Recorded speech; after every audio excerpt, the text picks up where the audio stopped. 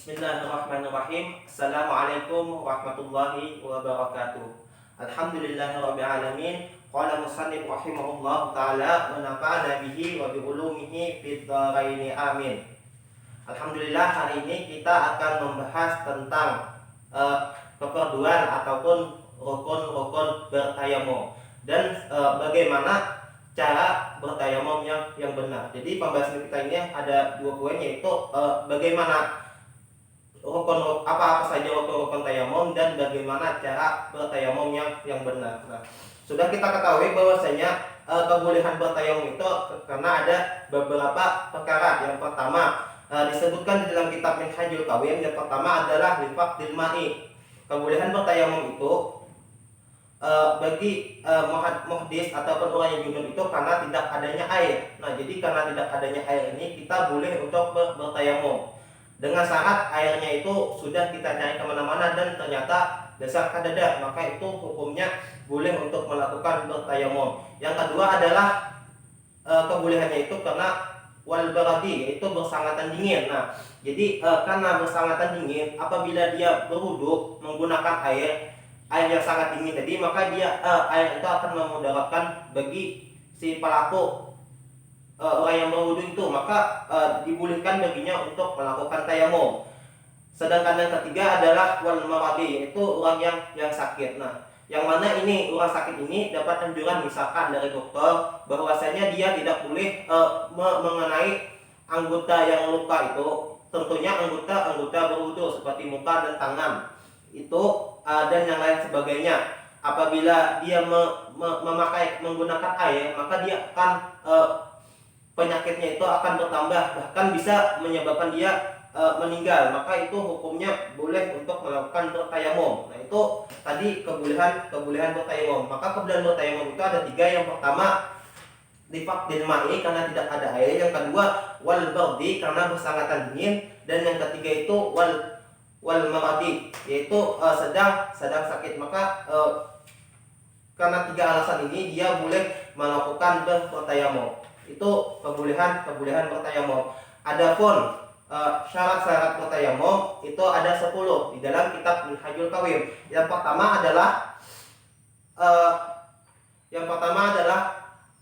ayyakuna biturabin, bahwasanya dia menggunakan debu. Jadi tayamumnya itu menggunakan debu. Yang kedua ayyakuna tahiran, bahwasanya debunya itu suci. Yang ketiga alla yakuna musta'malan, bahwasanya debunya itu tidak mustamar. Yang keempat alla yuhalitahu daqiqun wa nahruhu. Yang keempat bahwasanya debu itu tidak bercampur dengan tepung ataupun yang lainnya. Yang kelima ayyaksidahu turaba, yaitu dia mengkasat dengan debu itu. Yang keenam ayam sahawajhu wa yadayhi bidarbatayhi. Syarat yang keenam adalah dia menyapukan debu itu ke muka dan ke tangannya itu dengan dua kali pukulan. Artinya satu kali sapuan ke tangan dan satu kali sapuan ke muka dan satu kali sapuan ke tangan. Nah, kina caranya itu dengan dua kali pukulan itu bagaimana? Maka kita akan bahas kina di akhir. Yang ketujuh syaratnya adalah ayyudila najasata, bahwasanya menghilangkan najis. Nah, jadi yang pertama-tama itu sebelum melakukan tayamum hendaknya dia menghilangkan najis. Yang kedelapan adalah ayyajtahida fi qiblati qablahu. Nah, yang kesembilan ayyaqa'a ba'da dukhuli waqti, bahwasanya dia melakukan tayamum itu sesudah masuknya waktu sembahyang. Contoh, seandainya dia ingin melakukan sembahyang zuhur, maka kewajiban dia bertayamum itu ketika sudah masuk waktu zuhur. Nah, jadi tidak sah tayamum itu apabila dia melakukannya sebelum masuk waktu zuhur. Contoh, dia melakukan tayamum jam 10, maka itu tayamumnya kada dianggap ataupun batal, karena termasuk syarat tayamum itu adalah bahwasanya melakukannya itu sesudah masuk waktu. Yang ke-10 yang terakhir adalah ayyatayammama likulli fardhi ainin, bahwasanya dia bertayamum bagi tiap-tiap fardu ain. Contoh, misalkan dia bertayamum itu ketika waktu zuhur. Nah, ketika ingin melakukan sembahyang asar, maka dia diwajibkan lagi untuk melakukan tayamum. Karena tayamum ini kadakawa melakukannya untuk salat fardu. Contoh, dia bertayamum waktu zuhur, sembahyang zuhur lalu ingin melakukan sembahyang asar menggunakan tayamum yang waktu zuhur, maka itu hukumnya ada boleh. Nah, itu dalam tayamum. Bedanya dalam wudhu. Kalau dalam wudhu itu seandainya kita tidak batal ketika berwudhu waktu zuhur, ingin melakukan waktu sembahyang asar, maghrib, isya, itu maka hukumnya boleh dalam masalah wudhu. Bedanya dalam masalah tayamum. Nah, itu tadi syarat-syarat bertayamum, yaitu ada 10. Kemudian apa-apa saja keperluan ataupun rukun tayamum. Di dalam kitab ini rukun tayamum itu ada 5. Yang pertama adalah an-naqlu. Jadi yang pertama itu adalah an-naqlu. Dalam bertayamum yang pertama itu adalah an-naqlu. An-naqlu ialah memindahkan debu dari permukaan tanah ataupun benda yang lainnya yang ada di permukaan bumi. Nah, itu adalah an-naqlu, yaitu memindahkan debu ke muka. Itu rukun yang pertama. Nah, ini dalam an-naqlu ini kita ada qasad dan ada tujuan. Seandainya kita ada artinya seandainya kita ketika berjalan ada debu mengenai wajah kita lalu kita bertayamum, maka hukumnya dosa. Karena di sini adalah an-naqlu, perbuatan kita sendiri. Ada niat, ada qasad, ada tujuan. Ada memindahkan debu ke muka, itu kan pekerjaan kita dan ada tujuan kita untuk melakukan bertayamum. Bedanya tadi, seandainya kita waktu jalan banyak debu lalu debu itu mengenai muka kita lalu kita berniat tayamum, maka hukumnya dosa. Karena itu menyalahi dengan rukun tayamum yang ada di sini, yaitu an-naqlu. Yang kedua adalah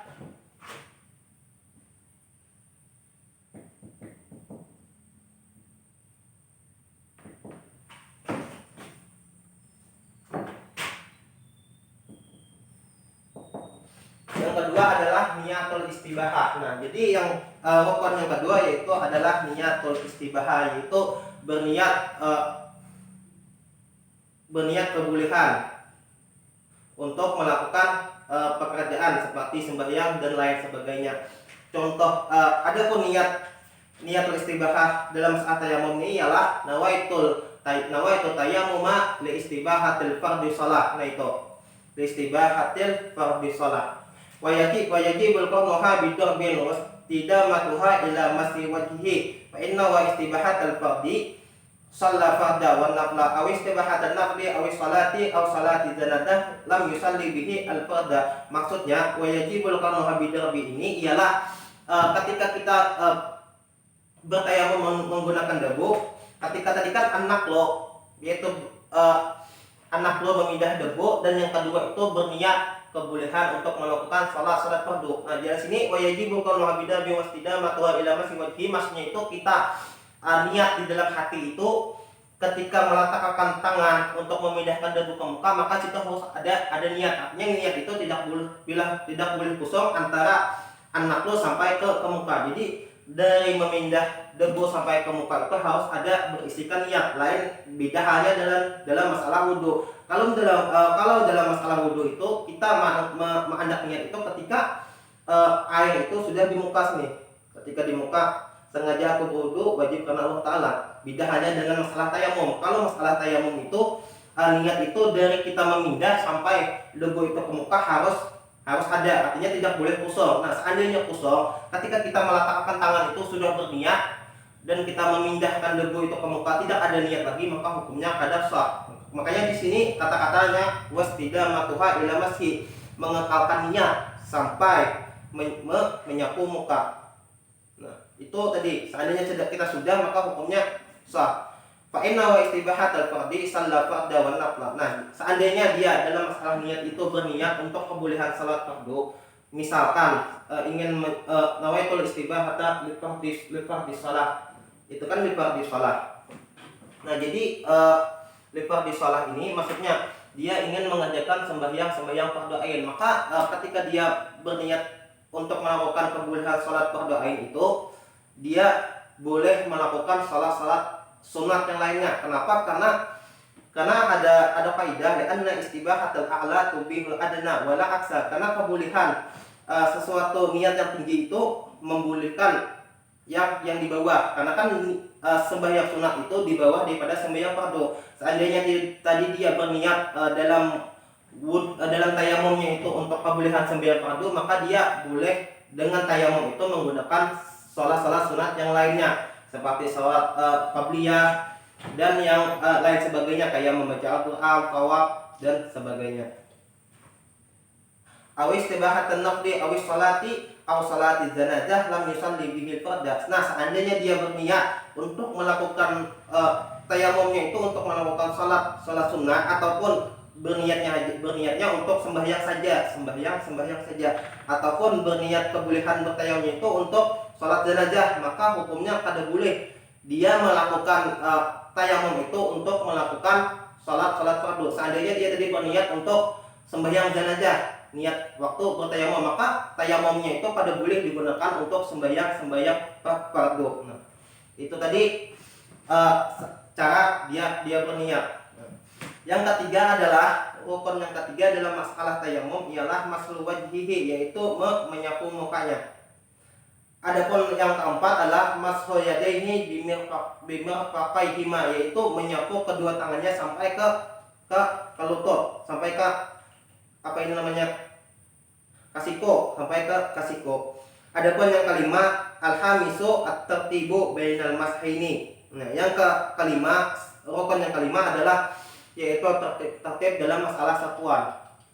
Tertib di sini ialah yang pertama dia harus menyapu mukanya baru tangannya. Kada boleh dia menyapu tangannya dulu baru menyapu mukanya, karena di sini tertib termasuk rukun dalam masalah tayamum.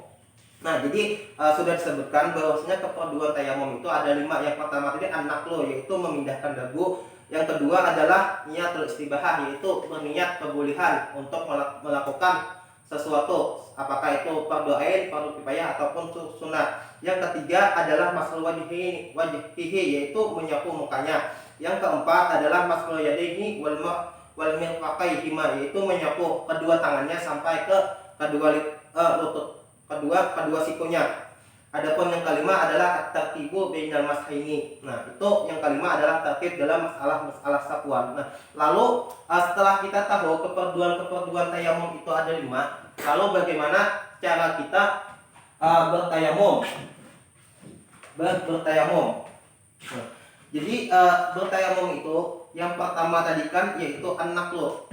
Dalam syarat-syaratnya kita harus memilih debunya dulu. Apabila sudah memasuki kriteria ataupun syarat-syarat kebolehan tayamum, maka kita boleh untuk bertayamum. Di antaranya kita harus memilih debu yang suci. Nah, ini misalkan di sini ada debu, lalu bagaimana caranya bertayamum? Nah, jadi bertayamum itu yang pertama tadi adalah tangan ini dianukan ke debu. Nah, itu lalu kan di sini dalam kitab ini termasuk kesunahan tayamum itu adalah meranggangkan tangan ketika menebu. Yang pertama itu adalah membaca basmalah, yang kedua itu mendahulukan tangan kanan, yang ketiga membasuh ataupun menyapu bagian atas daripada kepala, wa tahfiful gubar, atau yang lain sebagainya adalah menipiskan debu. Nah, ini misalkan wadah yang mana ini sudah berisi debu dan debu ini sudah mencukupi syarat-syarat yang telah disebutkan tadi. Nah, yang pertama itu adalah kita harus membaca basmalah. Nah, membaca basmalah kan tangan ini dianukan ke debu. Tangan ini harus renggang dan di tangan-tangan ini tidak boleh ada benda, di antaranya adalah cincin, karena itu dapat menghambat ataupun tekanannya daripada debu. Nah, jadi pertama kan kita pertama membaca basmalah, lalu kita berniat untuk kebolehan melakukan sholat fardu. Nah, ketika berniat itu kan kita yang ngarannya niat itu adalah di dalam hati, bukan yang dimuntung. Kalau dimuntung itu ngarannya talafuz biniat, itu hanya untuk memudahkan kita untuk melakukan niat di dalam hati. Nah, jadi pertama kali kan nawaitul tayammum listibahatil fardi lillahi ta'ala. Nah, ketika itu kan itu talafuz biniat, itu yang dimuntung. Jadi tangan yang sudah didebu, lalu kita mulai mengangkat itu niat sudah ada, sengaja aku melakukan tayamum untuk kebolehan sholat fardu karena Allah Ta'ala. Nah, dari situ tadi kan kita memindahnya itu harus di dalam hati, harus niat selalu ada sampai ke muka. Nah, sudah di muka ini kan kita mengusutnya gini. Jadi kan muka sini di anu mengurangi debu, lalu kita anu ke muka sampai di muka. Yang disunatkan juga itu dari atas. Nah, jadi dari atas ini lalu sini usut. Nah, itu yang di muka. Yang dikenakan adalah bagaimana kita dalam syarat-syarat masalah wudhu, itu yang harus dikenakan dari atas ke bawah, samping ke samping itu. Dan kalau masalah tayamum ini kita kada diwajibkan untuk mengenakan anggota-anggota dalam, misalkan dalam masalah puri-puri. Beda hanya dalam masalah wudhu. Kalau masalah wudhu itu kita harus diwajibkan mengenakan masalah lubang-lubang puri ini. Kalau debu itu kan kada memungkinkan debu itu masuk ke dalam lubang puri-puri di muka kita. Maka kita harus yakin aja kalau tayamum ini sudah mengenai seberkahnya dan masalah yang zahir-zahirnya, bukan masalah dalamnya kayak lubang puri-puri. Nah, itu di muka pertama tadi. Nah, itu. Lalu yang kedua adalah menyapu kedua tangan. Dan sini juga yang disunahkan adalah menyapu sebelah kanan dulu. Seandainya kita menyapu sebelah kiri dulu, maka hukumnya pun tetap sah, karena mendahulukan tangan kanan ini itu hanya sunat. Jadi seandainya kita mendahulukan tangan kiri, maka hukumnya sah, tapi hukumnya makruh karena bertentangan dengan masalah sunat. Nah, jadi yang pertama itu adalah begini caranya. Ketika kita mendebu, kita anukan kehiga kan agar ada sama. Caranya bagaimana? Karena ini kan ini debu di sini, yang setengah ini dulu kita pusatkan di bawah. Jadi sini. Jadi kan ketika kita musik di belakang ini, yang di muka ini belum kena, artinya belum sama. Jadi ini pertama ke ini, lalu balik putar. Ini kan sampai siku tadi, sampai siku sini, sampai siku putar. Nah, jadi kan yang ini kan sudah kena di bagian belakang. Jadi ini mengenakan yang sini. Nah, ini set putar. Dan yang di sini ini mengenakan yang di sini. Jadi set udah. Sedangkan tangan ini sama. Jam tangan ini juga dilepas. Artinya di dalam anggota tangan itu tidak boleh ada yang menghalangi sampainya debu. Ketika kita menyapu itu tidak ada yang menghalanginya. Apakah itu cincin, jam tangan dan lain sebagainya. Jadi yang ini set sampai ke sini putar. Set. Nah, jadi sampai sini yang ini mengenakan yang sini. Nah, itu cara bertayamum. Jadi cara bertayamum itu adalah yang pertama tadi. Yang pentingnya adalah untuk sempurnanya tayamum itu kita harus mengerjakan yang sunat-sunatnya. Di dalam kitab ini kesunahannya itu banyak. Yang diantaranya adalah membaca bismillah, mendahulukan tangan kanan, membasuh bagian atas muka, menipiskan debu dan lain sebagainya. Itu sunat-sunatnya. Habis itu tadi kan anak lo, yaitu memindah debu besertakan niat yang terus menerus tanpa adanya putus ataupun habis ketika kita meletakkan tangan di debu. Jadi niat itu harus dari kita mulai memindah debu ke muka itu harus selalu ada niat. Yang kedua tadi kebolehan berniat untuk melakukan kebolehan apakah itu untuk sholat fardu ain ataupun fardu kifayah dan yang sunat-sunat yang lainnya. Yang ketiga adalah mashul wajhi, yaitu membasuh muka. Nah, kan yang ketiga adalah mashul wajhi. Yang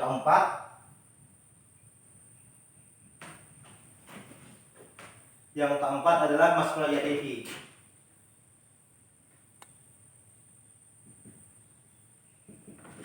Mashul yadayhi bil mirfaqaihima.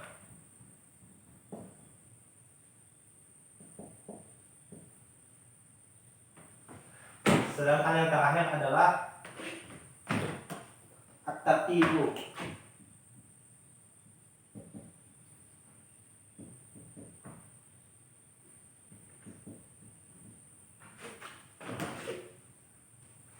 Baina mashataini. Nah, jadi inilah ini yang 5 ini adalah rukun-rukun daripada bertayamum. Seandainya yang kelima ini sudah kita laksanakan, sudah sempurna, maka itu tayamumnya menjadi sah. Nah, itu mungkin dapat dipahami bahwasanya bertayamum itu mempunyai 5 keperluan, yaitu yang pertama adalah anak yaitu memindah debu. Yang kedua adalah niatul istibahah, dia berniat untuk melakukan perbudahan, apakah itu salat fardu ataupun yang lain sebagainya. Yang ketiga adalah masul wajhi, yaitu menyapu muka. Yang keempat adalah masul yadehi bil mirfiqaihima, yaitu menyapu kedua tangannya sampai ke kedua lututnya. Yang kelima adalah at-tartibu bainal mas'hataini, yaitu tertib dalam masalah sapuan. Nah, itu jadi 5 ini adalah fardu tayamum. Mungkin itu saja yang dapat ulun sampaikan. Salah khilaf mohon dimaafkan. Seandainya ada kata-kata yang salah ataupun keliru, mohon dimaafkan. Wassalamualaikum warahmatullahi wabarakatuh.